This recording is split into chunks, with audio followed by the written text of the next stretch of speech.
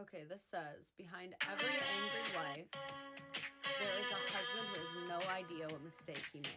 I know she meant to be funny, but this is low-key one of the most dangerous places to be in a marriage. If a woman ever actually stops telling you what's wrong, your time is running out. There's always something wrong with us, okay? So if even a day goes by that we're not like, man, I have this weird sore spot, like right here. It's not like quite on my nose. It's like kind of under my eye. It doesn't mean that nothing's wrong. It means that she thinks you're the problem and she doesn't count on you to fix it. I've seen a few friends go through divorces, and one common theme leading up to almost all of them is no matter how crazy the problem was, these wives stopped communicating them to the husbands. They gave up. If she stops telling you what's wrong, she has lost faith in you. At least that's what it looks like. So if you're a wife who doesn't want to divorce her husband, I highly recommend telling him when he annoys you, because otherwise, he's not going to figure it out. He's just going to keep whistling. You ever notice how some people think silence is power? They treat communication like a prize to be earned instead of the foundation of a relationship. Before we dive in, drop a comment. Are modern men more delusional,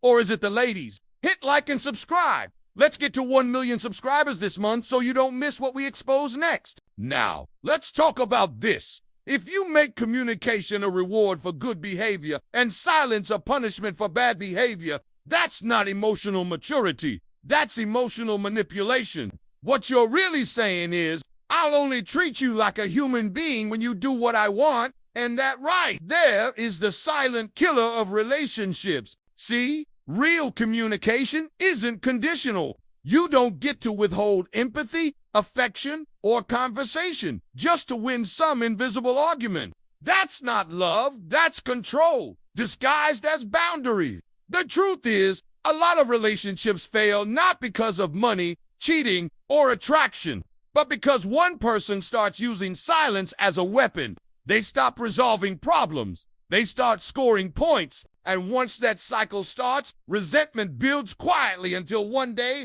the love is gone and all that's left is ego. And that's what's happening today. Too many people think emotional distance equals strength, when really it's avoidance. Mature communication means staying engaged even when you're upset. Because if the only way you can win in love is by shutting down, you already lost. Complaining that they're not getting enough of the man's money. And you're like looking at her like, you dingbat.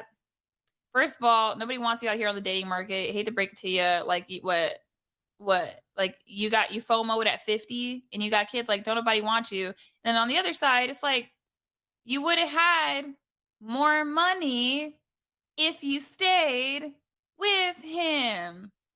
Okay?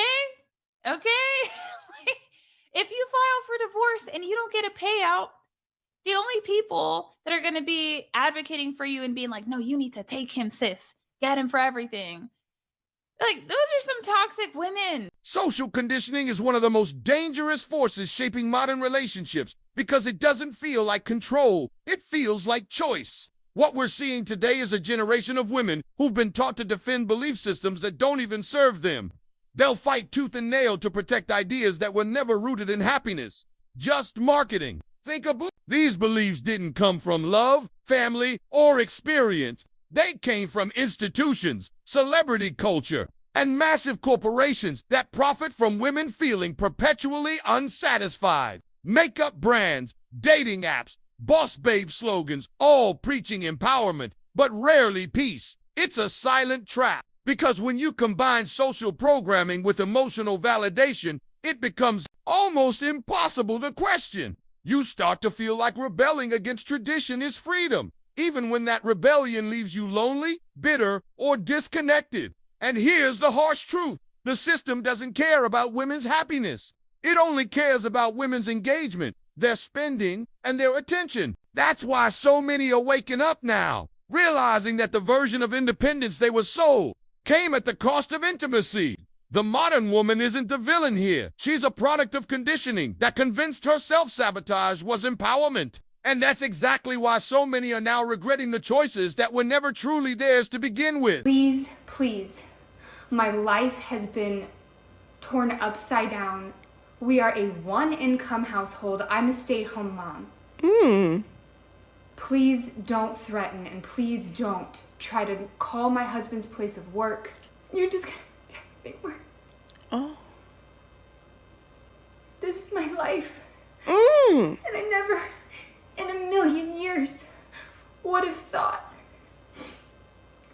that this would blow up the way it did. Well, it did. The community that was supporting this woman's cause, the feminine anger, wanted retribution, wanted revenge on her husband. Please, for the love of God, the earth, everything on it, and possibly your own outcomes, do not post. Here's a tough truth most people don't want to admit. Modern women have been conditioned for instant gratification, from social media to celebrity culture. The message is clear. If it doesn't make you instantly happy, instantly rich, or instantly adored, it's not worth your time. Everything's about shortcuts now. Shortcut to success, shortcut to beauty, shortcut to love. And that conditioning runs deep. Many have been taught to chase the feeling of success rather than the foundation of it. They want the lifestyle before the discipline, the ring before the partnership, the results before the work.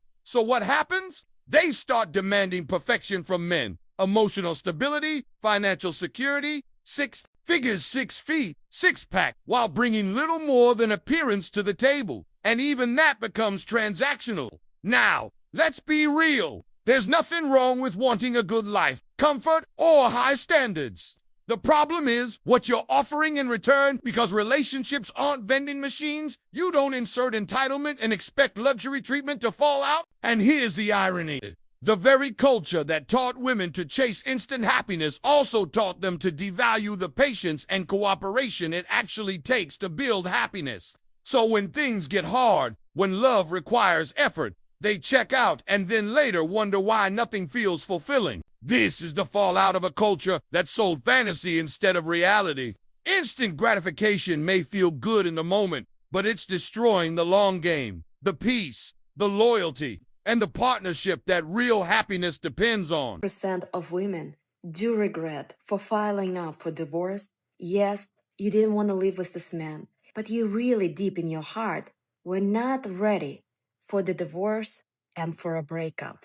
The true reason why this breakup and divorce happened is because you didn't have energy to influence and impact your man. Because deep in our heart, ladies, we want all to change our men to be a better version of themselves. That's all we want. We are wired for that. However, the only way you can influence your man to change is by start working on yourself. Once you change, your man gonna start sooner or later changing and reflecting you. But please know, if you are right now putting all of your effort to change him, it's not gonna go well. He will just resist and you'll have more and more arguments. It's honestly sad and a little painful to watch how many grown women today still behave like emotional teenagers. You'll see women in their 20s, 30s, even 40s throwing tantrums, ghosting partners, acting out whenever life doesn't bend to their expectations. It's like emotional maturity froze somewhere around high school, but the ego kept aging. And here's what's even more ironic. As long as they're still desirable, they truly believe they're above the men they dismiss. They'll mock humility, reject genuine connection, and chase excitement over substance. But the reality check always comes. The attention fades, the validation dries up, and suddenly the same men they once looked down on are the ones they now wish would take them seriously. That's when it hits. The grass wasn't greener. It was just artificial turf sitting over a septic tank. Because when your relationships are built on emotional chaos, validation, and short-term thrills, they rot from the inside out. True growth, real femininity doesn't come from outbursts or entitlement. It comes from accountability and emotional discipline. But sadly, our culture praises the tantrum and punishes humility.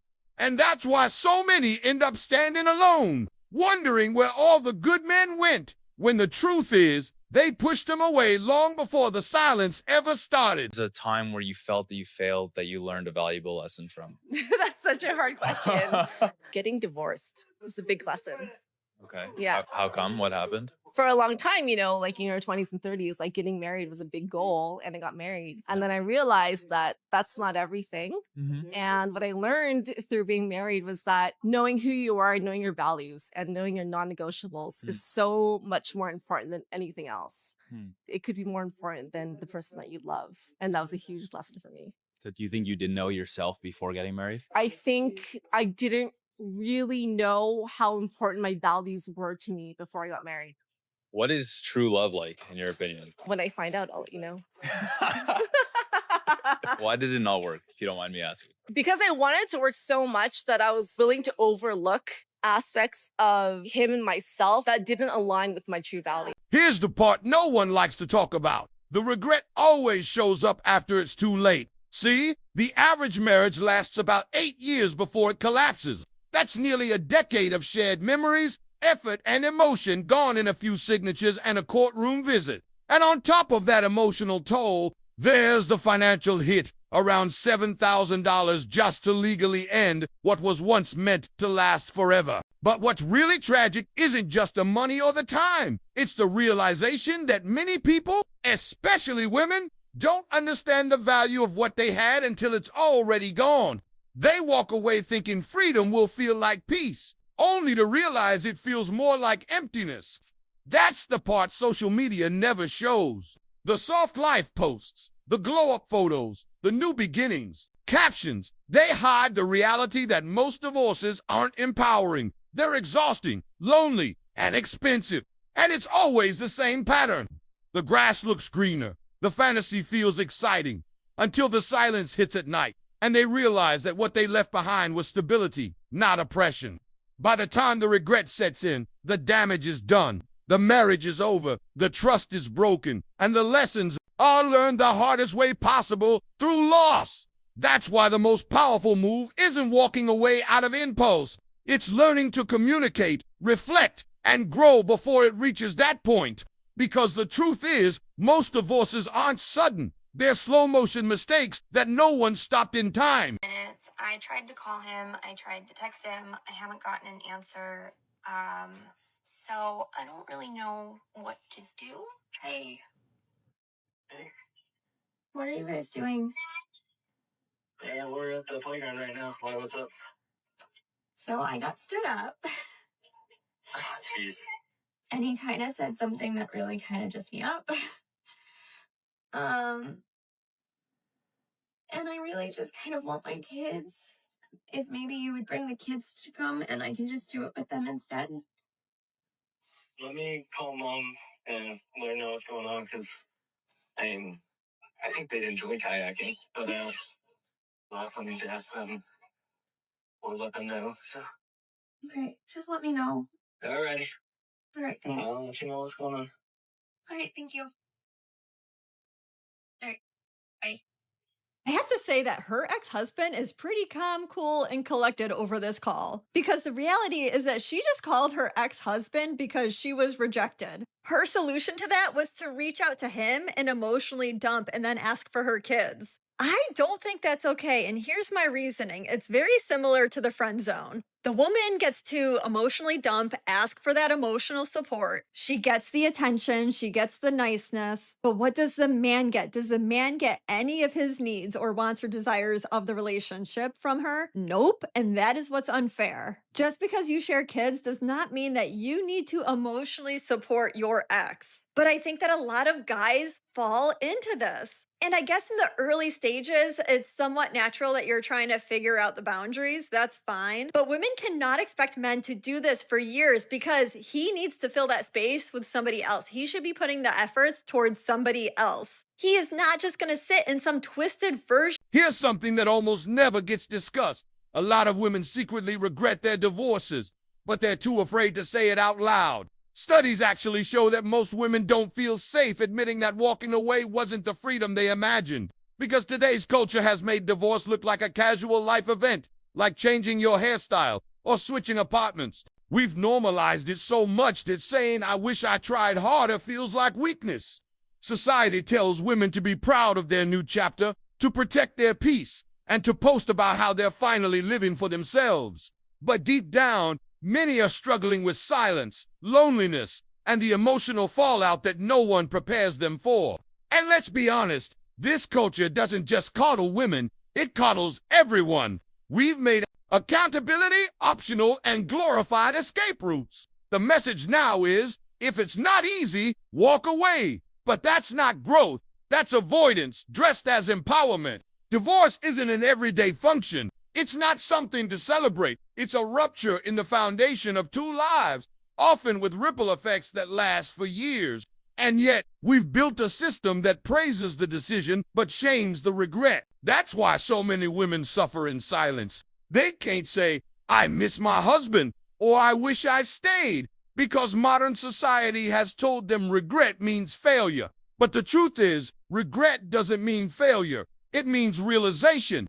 And if more people were honest about that, maybe fewer marriages would be ending for the wrong reasons. Woman who makes no money, struggles to pay her rent and typical basic bills every month, calls men that can't send her to get her nails done a brokey or sassy.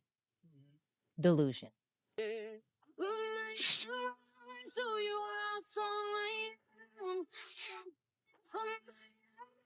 I'm crying because my son is leaving. He's going to see his dad. And